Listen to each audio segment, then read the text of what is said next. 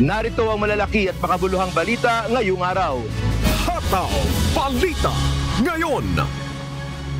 Umabot sa 3,259 political aspirants sa buong bansa ang naghain ng kanilang kandidatura sa unang araw ng filing ng Certificate of Candidacy o COC kahapon. Sa tala ng Commission on Elections, 17 sa bilang na ito ay nais tumakbo sa pagkasenadora. Samantalang 15 party list organization naman ang matagumpay na nakapaghain ng kanilang COC. Sa local elections naman, 69 ang nag-file ng COC para maging miyembro ng House of Representatives. 16 para sa pagka-gobernador, 12 sa vice-gobernador, 129 ang naghain ng COC para maging miyembro ng sangguniang panlalawigan. 325 ang nais tumakbo para sa posisyon ng pagka-alkalde, 299 para sa vice mayor at 2,329 naman sa sangguniang panglungsod member. Hanggang October 8 naman tatagal ang filing ng Certificate of Candidacy. Hataw Balita ngayon. Ilang mga kilalanang personalidad sa mundo ng politika ang muling susubok sa pagtakbo sa senatorial race ng 2025 midterm elections. Maagang nag-file sa unang araw ng paghahain ng Certificate of Candidacy kahapon si Senator Francis Tolentino na muling tatakbo sa pagkasenador. Nais ding muling sumubok at tumakbo sa pagkasenador ang ilang mga presidential aspirant noong 2022. Sina 2022 elections gaya ni na Dr. Joey Montemayor, Alexander Encarnacion, Happy Lobario at Phil de los Reyes. Ilang party list group na rin ang naghain ng Certificate of Nomination and Acceptance o CONA, kabilang ang Kabayan, ang Bombero ng Pilipinas, Ako OFW, AGA Party List, Bayan Muna at Buhay Party List. Ang ating pong adikain ay ipaglaban ang mga kapakanan at mga pangangailangan po ng lahat ng magsasaka at mga isda sa buong bansa. Hataw Balita ngayon. Ilang personalidad din na muling lalahok sa local race ng 2025 midterm elections ang maagang nag-file ng COC kahapon, October 1. Kabilang narito sina House Speaker Martin Romualdez na muling tatakbo bilang kongresista ng 1st District ng Leyte. Representative Toby Chanco ng Navotas City, Quezon City 1st District Representative Arjo Atayde, House Assistant Majority Leader at Quezon City 5th District Representative PM Vargas at Caloocan 2nd District Representative Mitch Tahayon Uya. Muli ring tatakbo sa darating na halalan sina Albay 2nd District Representative Joey Salceda, Pampanga 2nd District Representative Gloria Macapagal Arroyo. Tatakbo rin sa kanilang huling termino sina incumbent Quezon City Mayor Joy Belmonte at Vice Mayor Gian Carlos Soto. If I will run uncontested, I will be very, very happy. And this is to the grace and glory of God. So, Hataw Balita ngayon. Patuloy na namomonitor ng Philippine Navy ang mga barko ng China sa West Philippine Sea o WPS. Umabot na sa 178 Chinese ships, kabilang ang 17 warships mula sa People's Liberation Army, Navy at 2 research at survey vessels ang namataan mula September 24 hanggang September 30 sa Baho de Masinloc o Scarborough Shoal. Inanunsyo rin ng China nagsagawa sila ng routine reconnaissance at sea-air patrol exercise noong weekend sa Baho de Masinloc. Kasabay ito ng Multilateral Maritime Cooperative Activity o MMCA ng Pilipinas kasama ang United States, Japan, Australia at New Zealand sa karagatang sakop ng West Philippine Sea, kabilang ang Baho de Masinloc sa Zambales. Hataw Balita ngayon. Sinampahan na ng kasong administratibo ng Philippine Coast Guard o PCG ang operators ng mga tanker na MV Mirola 1 at MT-KR Jason Bradley na lumubog sa Bataan noong Hulyo. Ayon sa PCG, nabigo ang mga operator na magpasa ng Master's Declaration of Safety at umalis ng walang pre-departure inspection na labag sa PCG Memorandum Circular 05-12 at 7-12. Parehong nakadetene ngayon ang mga barko sa ilalim ng kustodiya ng PCG sa Bataan habang nagpapatuloy ang investigasyon. Hataw Balita ngayon. Balik trabaho na ang 32 opisyal ng Bohol, kabilang ang 5 alkalde, ilang kapitan ng barangay at maging ang regional directors ng Department of Agriculture at Police Regional Office 7 at Tourism Officer ng Bilar, Bohol. Ito ay matapos bawiin ng Ombudsman ng 6 na buwang preventive suspension na ipinataw sa kanila nang nag-ugat sa estruktura na nakatayo sa gitna ng pamosong Chocolate Hills. Ayon sa Ombudsman, ang pagbawi ng suspensyon ay bahagi ng hustisya at patas na pag-iimbestiga sa isyu kaugnay ng Consolidated Order na inilabas nila noong buwan ng Hulyo. Hataw Balita ngayon. Hindi pinabura ng Korte Suprema ang writ of amparo petition ni Attorney Harry Roque. Ayon sa Supreme Court, ang writ of amparo ay nakareserba lamang para sa mga biktima ng extrajudicial killings at enforced disappearances at kaparehong mga pagbabanta. At hindi ganito ang sitwasyon ni Roque. The court denied Roque's prayer for the writ of amparo. It held that amparo is not the proper remedy against congressional contempt and detention orders. The scope of amparo is limited to extrajudicial killings and enforced disappearances or threats thereof, which are not present in this case. Si Roque ay naghain ng writ of amparo para mabigyan siya ng proteksyon laban sa contempt at detention orders ng Quad Committee ng Kamara na anya'y pagbabanta sa kanyang buhay, kalayaan at seguridad. Hataw Balita ngayon.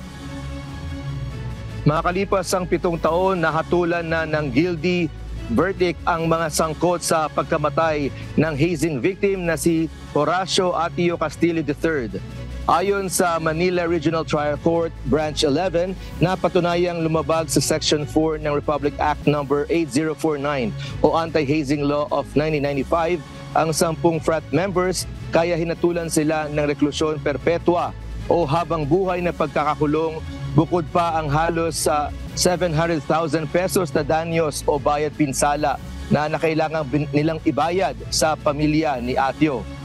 Naging emosyonal naman ang pamilya ng biktima sa hustisyang natanggap.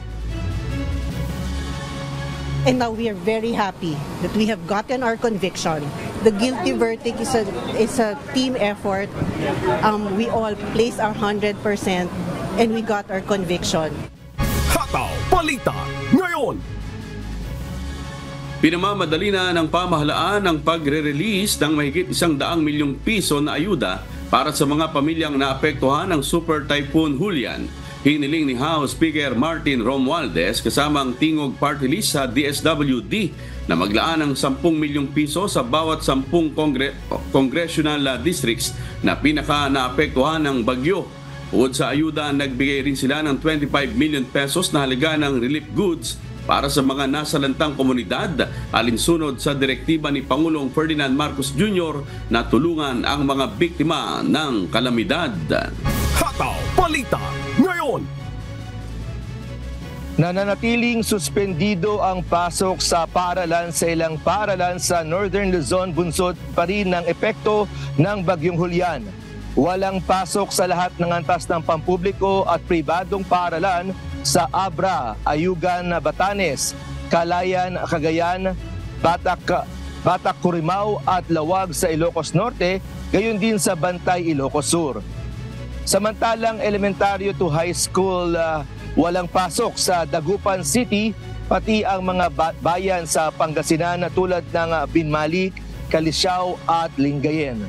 Hataw Balita ngayon. Patuloy na binabantayan ng Manila Economic and Cultural Office o MECO ang kalagayan ng mahigit 150,000 Pilipinong manggagawa at migrante sa Taiwan habang papalapit ang Super Typhoon Julian na may international name na Kraton. Ayon kay MECO Chairperson Cheloy Garapil, sa ngayon ay wala namang naiulat na Pilipino na nasangkot sa anumang untoward incident bunsod ng panic buying at maagang paglikas ng ilang tao sa Taiwan dahil sa inaasahang malakas na pag-ulan dulot ng papalapit na bagyo. Gayunman, pinaalalahanan ng mga Filipino community sa Taiwan na makipag-ugnayan sa MECO at sumunod sa mga abiso ng mga otoridad para sa kanilang kaligtasan. Hataw Balita ngayon.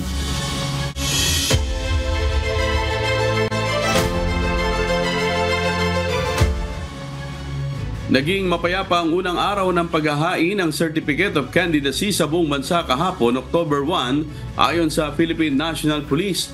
Ayon kay PNP Chief Police General Romel Francisco Marbil, wala silang naitalang anumang untoward incident sa anumang panig ng bansa. Gayunman, mananatili silang vigilant para maiwasan ang anumang karahasan ngayong election season. We are very thankful po. Nandito po yung ating General Ibay to make sure na talaga maayos yung filing and gusto namin maayos at we want to make sure na peaceful po talaga yung ating election. We don't want anymore yung mga nangyayari na killings after that. Yung the past months, marami tayong nakikita na mga tinatamaan ng political killings. Kasama po ito, we're studying it. Sabi ko nga sa natin, let us be more vigilant. No more yung mga killings. Kasi yung very political po kami ngayon. Hataw Balita ngayon. Muling nagpaalala ang Commission on Elections sa mga maghahain ng Certificate of Candidacy o Certificate of Nomination and Acceptance na tiyaking kumpleto at tama ang mga dalang dokumento para maiwasan ang anumang aberya. Sinabi ni COMELEC Chairperson George Erwin Garcia, magiging mahigpit ang COMELEC sa pagsusuri sa mga dokumentong ipapasa ng mga nagnanais tumakbo sa susunod na eleksyon. Tayo naman, gusto lang natin maging tama yung pa-file nilang candidacy. And therefore, magmula sa labas pa lamang, meron kasi tayong kagad doon screening process. Nakita natin, 3 lang kasi yung kopya, dapat 5 eh. Paano pa yung kopya niya? Pagkatapos meron naman, wala siyang dala kahit isang certificate of candidacy, Sir June. So wala siyang dala kahit isang certificate of candidacy. Pagkatapos ang gusto niya, i-record nyo na lang. Sunod nyo na lang yung pangalan ko dyan na ako ay kandidato na. Hindi naman pwedeng gano'n. Kinakailangan na sa proper form, kinakailangan i-accomplish, panotaryo, may documentary stamps. Hataw Balita ngayon. Pinag-iisipan ni dismissed Mayor Alice Go na muling tumakbo sa eleksyon sa Bamban, Tarlac.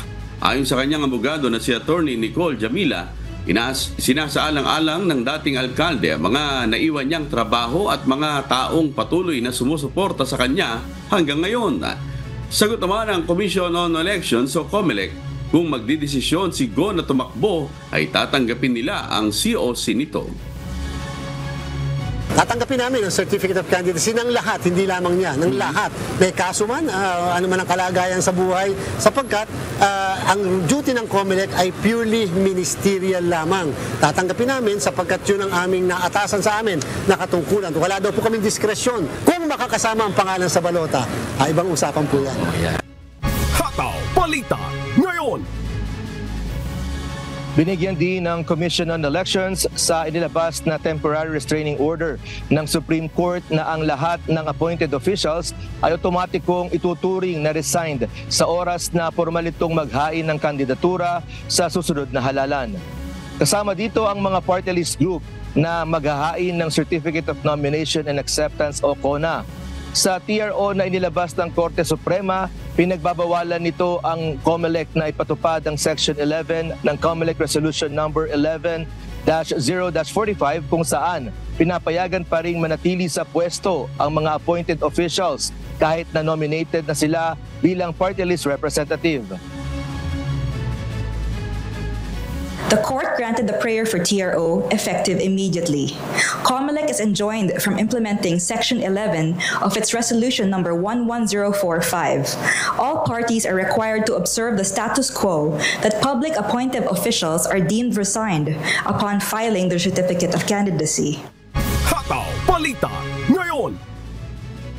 Nabulabog ng isang bomb threat ang Pasig City Hall of Justice bandang umaga nitong Martes, October 1. Ayon kay Police Colonel Hendrix Mangaldan, isang court clerk ang nakatanggap ng banta sa pamamagitan ng email bandang 8:45 a.m. Kaya agad na inilikas sa mga empleyado at mga nasa lugar.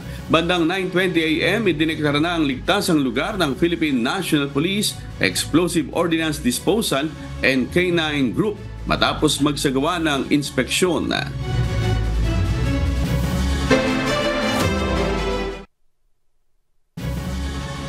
Ilang mga kandidato pa lang ang naghain ng Certificate of Candidacy sa unang araw ng COC filing sa Visayas. Ayon sa COMELEC, sa susunod na araw pa inaasahang maghahain ng COC ang mga aspirant. Si Lalaine Moreno, humahataw! Hataw Balita ngayon. 6 na aspirants pa lang sa buong Negros Oriental ang naghain ng kanilang Certificate of Candidacy sa unang araw ng filing period kahapon.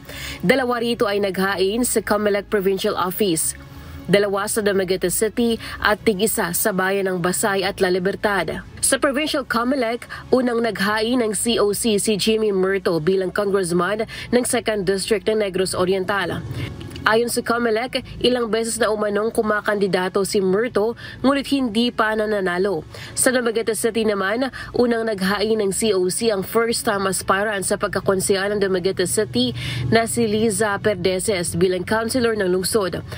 Happy and excited, and this is also my first time to run as councilor talaga. Pero ako ay kagawad karon sa amoang barangay. Ayon sa COMELEC Negros Island Region, pawang walk-in applicant sa mga ito, habang wala pa mga kilalang politiko o incumbent officials ang nag-aabiso kung kailan sila maghahain ng kanilang COC. Actually, mingaw pa karong adlaw yun. Dili pa kayo daghan nag-file. Base ang uban ani ato pagin sa Pizza 8, no? Si Negros Oriental Governor Chaco Sagarbarria, sinabing sa October 5 pa siya maghahain ng COC at sa last day naman ng filing period ni Pamplona Mayor Janice Digamo, habang wala pang petsa kung kailan maghahain ng COC si dating Governor Pride Henry Teves. Sa probinsya ng Antique, muling tatakbo sa pagka-congressman ng Antique si Representative Antonio Agapito Ligarda. Kasama nitong naghain ng kanyang kapatid na si Senator Loren Ligarda. Humabol rin sa unang araw ng COC filing si dating Bacolod City Mayor Bing Leonardia. Tatakbo si Leonardia para sa pagka-congressman ng Lone District ng Bacolod sa paparating na midterm elections. Lalaine Moreno, humahataw sa Balita Ngayon.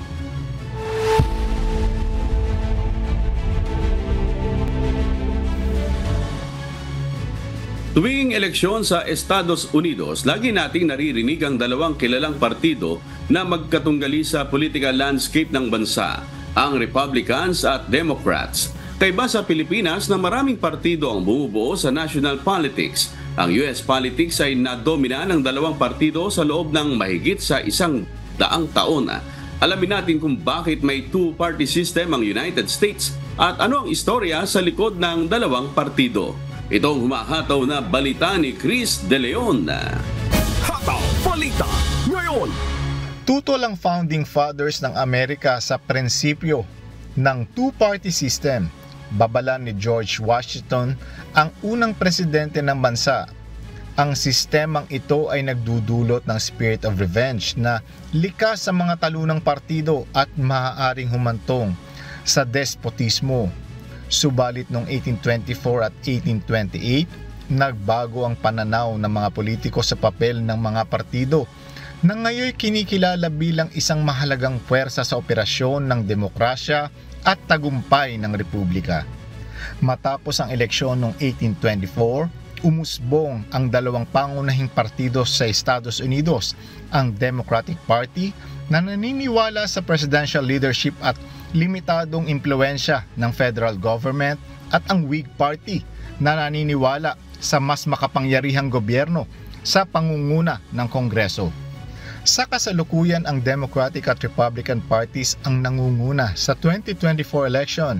Bawat isa ay may kanya-kanyang pananaw sa leadership at hinaharap na pag-unlad ng pinakamakapangyarihang bansa sa mundo. Nagsimula ang Democratic Party bilang Democratic Republican Party na itinatag ni Thomas Jefferson at James Madison noong 1790s. Opisyal itong naging Democratic Party noong 1828 sa pamumuno ni Andrew Jackson na sumusuporta sa mga interes ng agrikultura at karapatan ng mga estado. Noong ika-20 siglo sa ilalim ni Franklin D. Roosevelt, inilunsad ang The New Deal, isang programa na nakatuon sa social welfare at reformang pang-ekonomiya. Pagsapit ng 1960s, nakatanggap ng suporta ang Democratic Party mula sa civil rights movement para sa mga batas ukol sa karapatang sibil. Ngayon, sa pamumuno ni President Joe Biden at Vice President Kamala Harris, isinusulong ng partido ang pantay na karapatan ng mga kababaihan sa reproductive health care, environmental protection at universal health care. Samantala, itinatag naman ang Republican Party noong 1854 ng mga aktivistang laban sa slavery kung saan si Abraham Lincoln ang naging unang pangulo noong 1860. Mahalaga ang papel ng partido sa pagwawakas ng slavery at sa pagpapanatili ng Union sa panahon ng Civil War. Naging konserbatibo ito sa ika-20 siglo na nakatuon sa free market at limitadong gobyerno. Sa pamumuno ng kasalukuyang presidential nominee at dating presidente na si Donald Trump, isinusulong ng Republicans ang pagbawas ng buwis, malakas na militar at konserbatibong polisiya sa lipunan. Layunin din ng partido ang mas maliit na impluwensya ng gobyerno at mas mataas na responsibilidad ng bawat individual at estado. Sa kabuuan, mayroon 16 na Democratic presidents at 19 na Republican presidents sa kasaysayan ng US. Ang kaalaman sa kasaysayan, plataporma at polisiya ng dalawang partido ay mahalaga para sa mga botante sa darating na eleksyon sa ika-5 ng Nobyembre upang makapagdesisyon kung saan patutungo ang pinakamayaman at pinakamakapangyarihang bansa sa mundo. Chris De Leon, humahataw sa balita ngayon. Hataw Balita Ngayon. Naglunsad ang Israel ng ground operations sa hilagang hangganan nito papasok ng Lebanon upang targetin ang militanteng grupo na Hezbollah na suportado ng Iran. Ito ang humahataw na balita ni Noel Poliarco. Hataw Balita Ngayon. Pinasok na ng Israel Defense Forces nitong Martes, October 1 ang Lebanon upang makapagsagawa ng limited at localized operation laban sa militanteng grupo na Hezbollah. Bago ang operasyon, inaprubahan ng National Security Cabinet ng Israel ang bagong yugto ng kanilang digmaan kontra Hezbollah. Nagsagawa rin ang militar ng maliliit na pagsalakay sa hangganan ng Lebanon. Kasabay nito, binomba ng Israel Air Force ang mga suburb ng Timog Beirut na pawang mga Shia neighborhood na pinamumugaran ng Hezbollah. Nagpadala rin ang Estados Unidos ng dagdag na libo-libong tropa upang palakasin ang mga puwersa sa rehiyon at suportahan ang depensa ng Israel. Noel Poliarco, humahataw sa balita ngayon. Hataw Balita Ngayon. Mabot sa mahigit 20 mag-aaral at guro ng isang paaralan sa Thailand ang naiulat na nasawi matapos magliyab ang sinasakyan nilang bus. Ito ang humahataw na balita ni Paula Porta. Hataw Balita Ngayon. Nauwi sa isang malagim na trahedya ang sinapit ng 20 kindergarten students at 3 guro ng Wat Khao Prayasang Camp School sa Lansak District ng Utaytani. Ito ay matapos na magliyab ang kanilang sinasakyang bus habang naglalakbay sa kahabaan ng Bidpabadirang Sit at Bahonyutin Road sa Lamsokka District, Patumtani, Bangkok, mandang tanghali nitong Lunes, October 1. Lulan ng nasabing bus ang 38 mag-aaral na mula sa kindergarten hanggang Matayum 3 o 3rd year high school na papunta sana sa isang exhibition sa Electricity Generating Authority ng Thailand sa Bangkruay District ng Taburi bilang bahagi ng kanilang one-day educational trip. Ayon sa mga rumisponde, pumutok ang harapang gulong ng nasabing bus at nagliyab ang manibela nito, dahilan upang mawalan ng kontrol ang driver at bumangga sa gitnang barrier ng daan. Mabilis na kumalat ang apoy na tumupok sa buong sasakyan. Agad na tumakas ang driver ng naturang bus na kinilalang si Saman Changkut matapos ang nangyaring insidente. Ayon kay Acting National Police Chief Police Lieutenant General Kitikat Ponpet, sila ay maghahain ng isang arrest warrant laban sa nasabing driver. Samantala, ayon kay Transport Minister Riyadung Riangkit, 16 na mag-aaral at 3 guro naman ang mapalad na nakaligtas mula sa nasabing trahedya at agad na dinala sa malapit na bahay pagamutan. Dagdag pa ng kalihim, kasalukuyan ng inaalam ng mga otoridad ang mga dahilan ng pangyayari.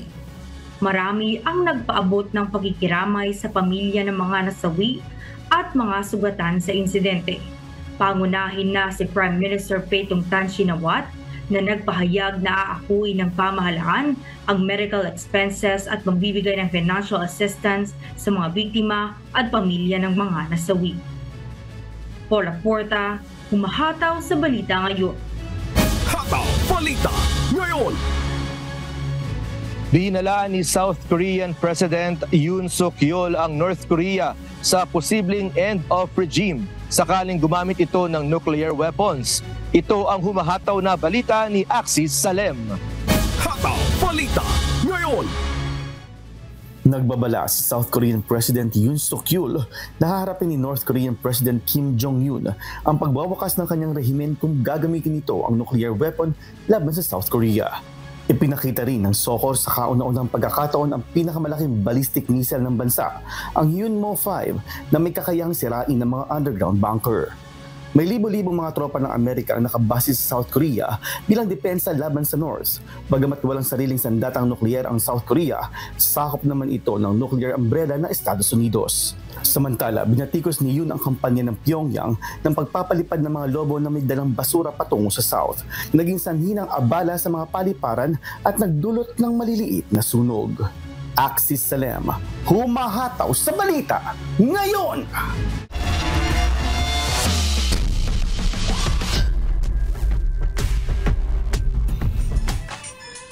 Back-to-back champion ang Senate Sentinel sa UNTV Cup Executive Face-Off Finals matapos nitong tambakan ng 12 puntos ang AFP Cavaliers sa Araneta Coliseum.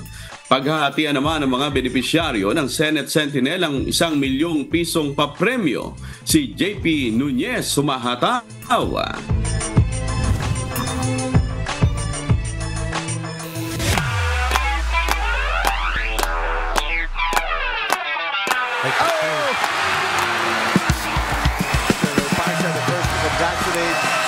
Senators and the Sentinels. Nakapagtala ng kasaysayan ang Senate Sentinels bilang kauna-unahang team sa UNTV Cup Executive Face-Off na nakakuha ng 2 sunod na kampyonato.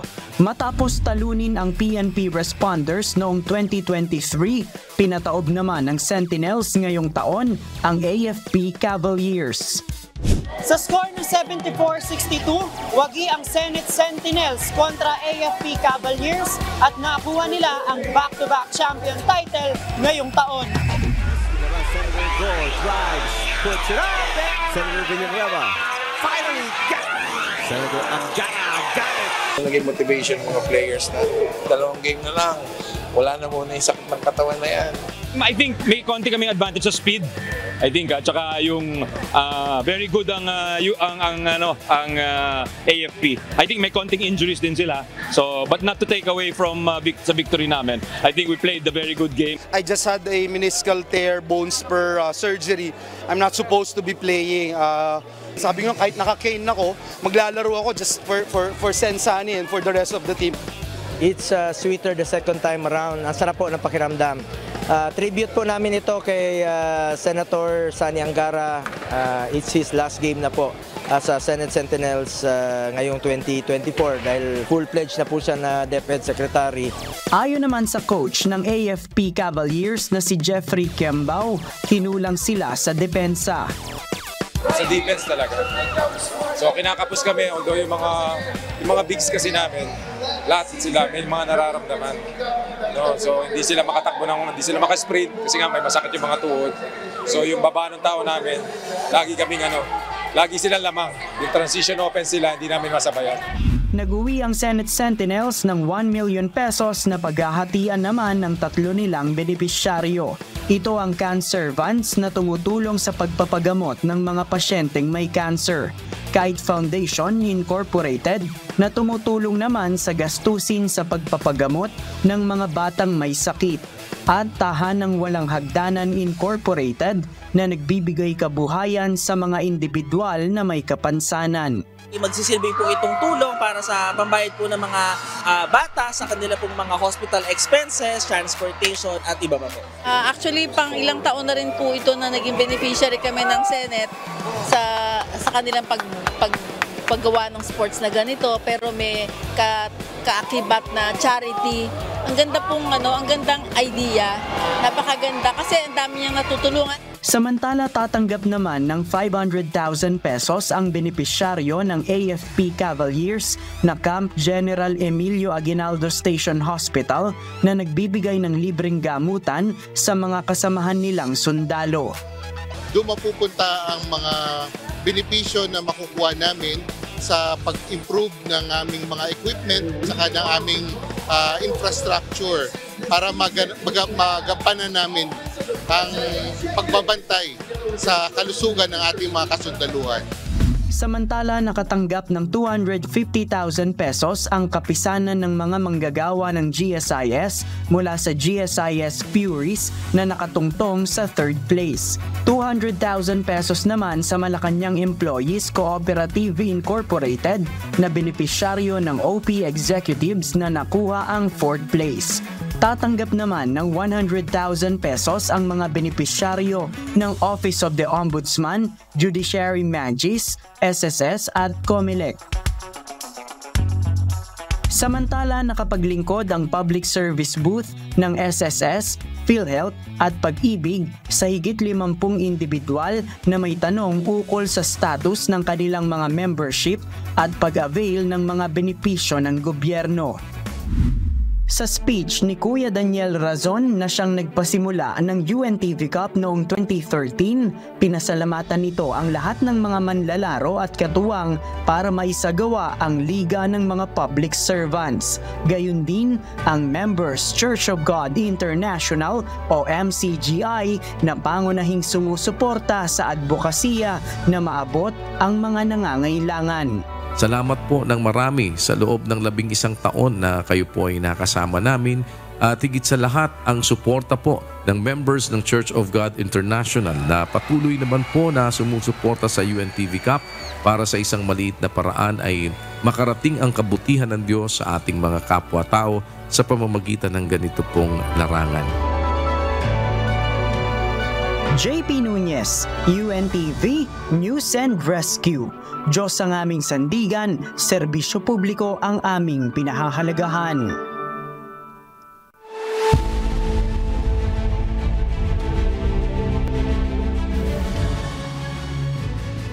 Kanselado na ang pasok sa mga paaralan at trabaho sa buong Taiwan ngayong araw, October 2, dahil sa pagpasok ni Typhoon Krathon. Samantala, patuloy na mga binabantayan ng Manila Economic and Cultural Office o MECO ang kalagayan ng mahigit sa 150,000 na Pilipinong nagtatrabaho sa bansa sa gitna ng pananalasa ng bagyo. Ito ang humahataw na balita ni Amiel Pascual. Hataw Balita ngayon! Magandang umaga dyan sa inyo, Amiel. Kumusta na ba ang sitwasyon ngayon dyan sa Taiwan? Yes, Sunny, walang pasok sa mga paaralan at trabaho sa buong Taiwan ngayong araw, October 2, dahil sa Typhoon Krathon. Naglabas ng anunsyo ang pamahalaan kagabi, October 1, bilang paghahanda sa epekto ng bagyo na naglandfall na sa southwestern portion ng teritoryo.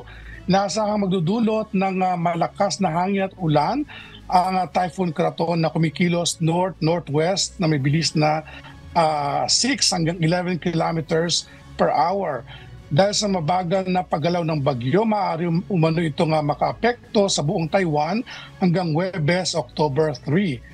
Samantala, naglabas naman ang official statement ng Manila Economic and Cultural Office o MECO na patuloy itong binabantayan ng kalagayan ng nasa mahigit 150,000 overseas Filipino workers.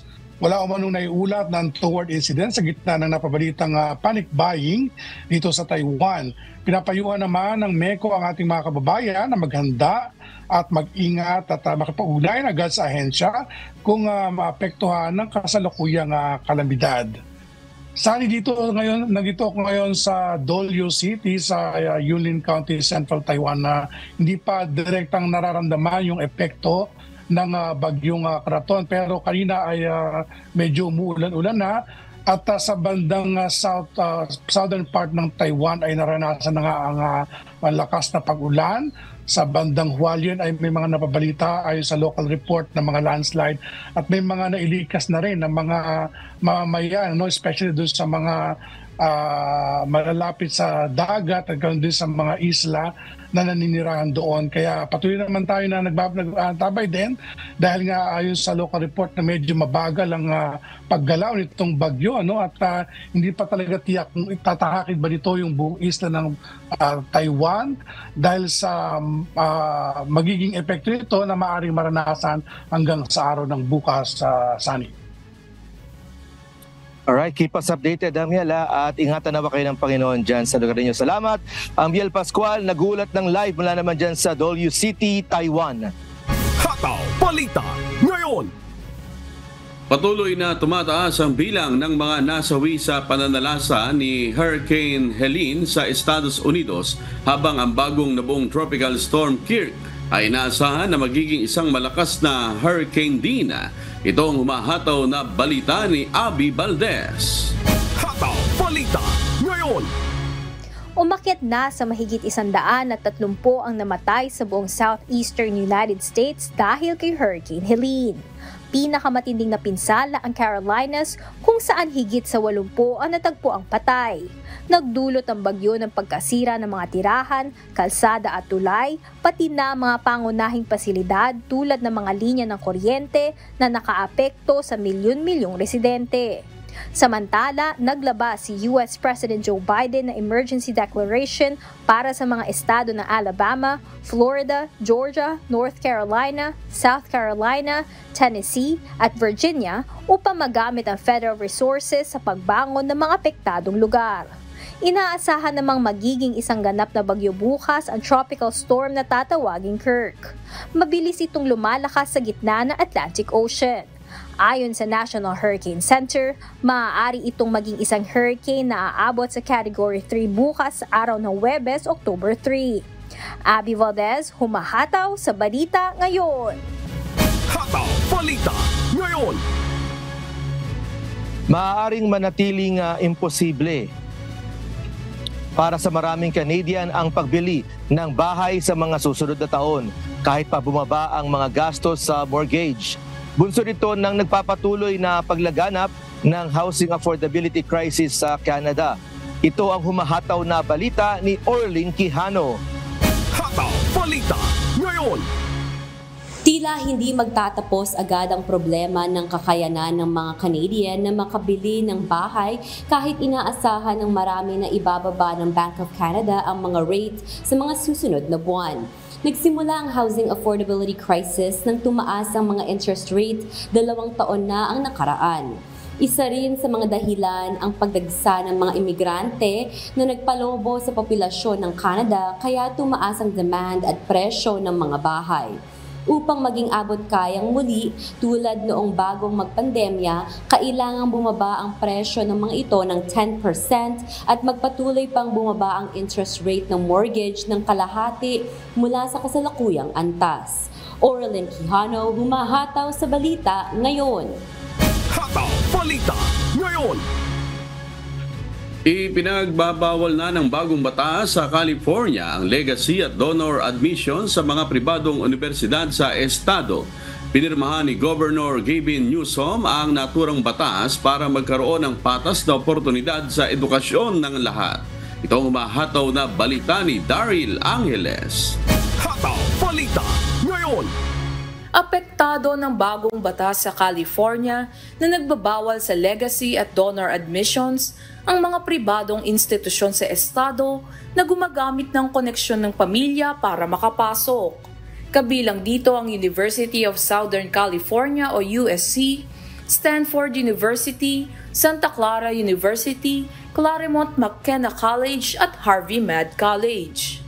Ipatutupad ang batas sa September 1, 2025 kung saan kinakailangang mag-ulat ang mga universidad ng annual report simula June 2026 sa Legislature at Department of Justice. Kailangan nilang isaad kung sinusunod nila ang batas o nagbigay pabor sila sa mga mag-aaral na may koneksyon sa mga alumni o donor. Maaaring masampahan ng kaso ng Attorney General kung lalabag ang mga paaralan dito. Bagaman iligal na ang legacy at donor admission sa estado, hindi naman na isaad sa batas ang karampatang parusa o multa sa paglabag dito. Ipinahayag na ng USC ang kanilang pagsunod sa batas. Sinabi naman ng Stanford na patuloy nitong ire-review ang kanilang admissions policies hanggang sa Setyembre. Hindi naman nagbigay ng komento ang mga kinatawan ng Santa Clara at Harvey Med. Ayon naman sa tagapagsalita ng Claremont McKenna, tutupad ang kolehiyo sa nasabing batas. Ayon kay Governor Newsom, naniniwala siyang dapat maging patas ang pagbubukas ng pinto ng mas mataas na edukasyon sa lahat. Una nang nagbawal ang Virginia at Illinois ng legacy admissions ngayong taon sa mga pampublikong kolehiyo at universidad. Gayon din ang Colorado na nagbawal din sa mga pampublikong paaralan 3 taon na ang nakalipas. Daryl Angeles, humahataw sa balita ngayon.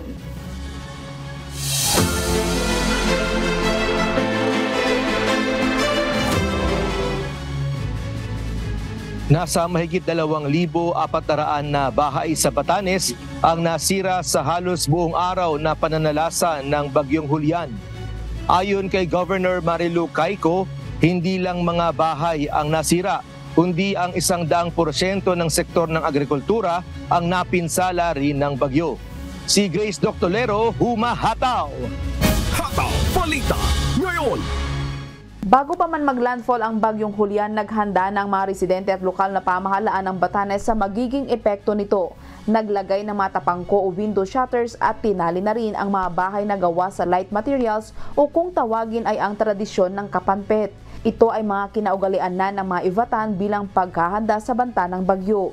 Bukod sa malakas, 100% ang damage namin sa may bagyo kami dito, malalakas talaga. Pero oras lang eh. Ito halos 2 araw yung aming 2 araw yung bagyo na dumaan sa amin, yung Typhoon Julian. At halos 24 hours po yun. Malakas ang hangin at malakas ang ulan po.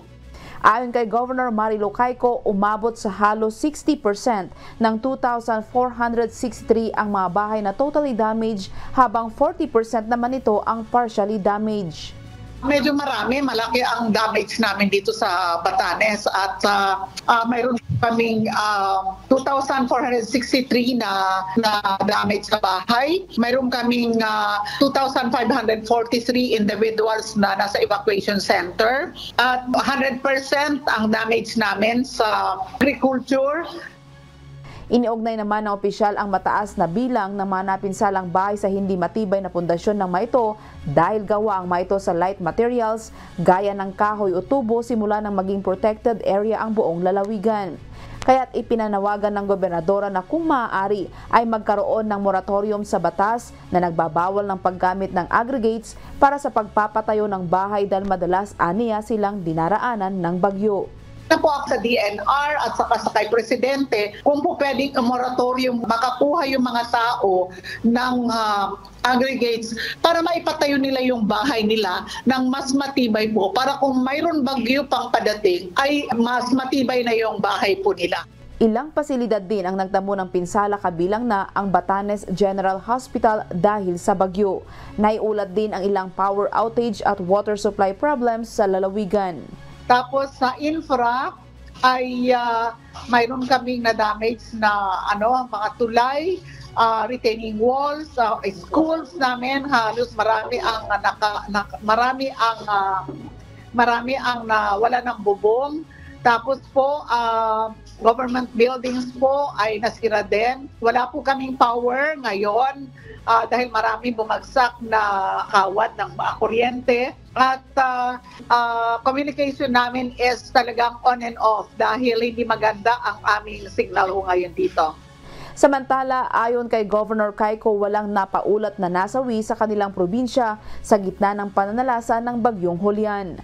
Sa kasalukuyan, mahigit 2,000 individual na ang inilikas patungo sa mga evacuation center.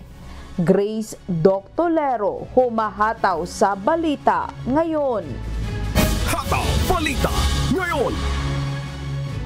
Idineklara na ang state of calamity sa Ilocos Norte at Batanes dahil sa matinding epekto ng Bagyong Julian. Lubog sa baha, sira-sirang bahay, nagtumbahang puno at limitadong supply ng tubig, kuryente at linya ng komunikasyon ang nagtulak kay Governor Marilu Cayco ng Batanes para manawagan ng tulong sa national government para sa kanyang mga kababayan. Sa Ilocos Norte naman, nasa mahigit 17,000 pamilya na ang apektado ng malakas na bagyo, habang tinatayang aabot sa 85 million pesos naman ang halaga ng pinsala sa agrikultura at inaasahang madadagdagan pa sa mga susunod na araw. Hataw Balita Ngayon. Niyanig ng magnitude 4.8 na lindol ang karagatan na sakop ng Bolinao, Pangasinan kaninang bandang alas 4:33 ng umaga. Tectonic ang nasabing lindol na may lalim na 10 kilometers. Wala namang naitalang pinsala kasunod ng lindol.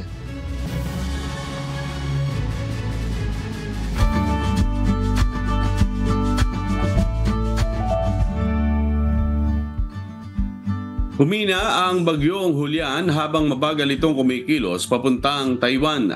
Huling namataan ang mata ng bagyo sa layong 280 km west-northwest ng Itbayat, Batanes na may taglay na hanging aabot sa 165 km per hour at bugso na 205 km per hour. Nakataas ang tropical cyclone wind signal number 1 sa Batanes, Babuyan Islands, northern at western portions ng Ilocos Norte at sa northwestern portion ng mainland Cagayan.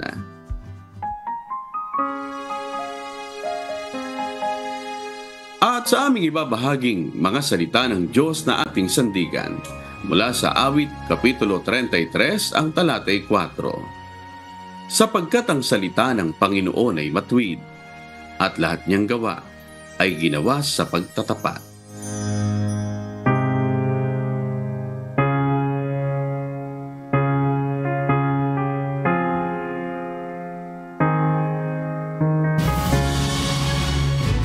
At yan po ang mga humahataw na balita ngayong umaga ng Miyerkules, ikalawa sa buwan ng Oktubre 2024.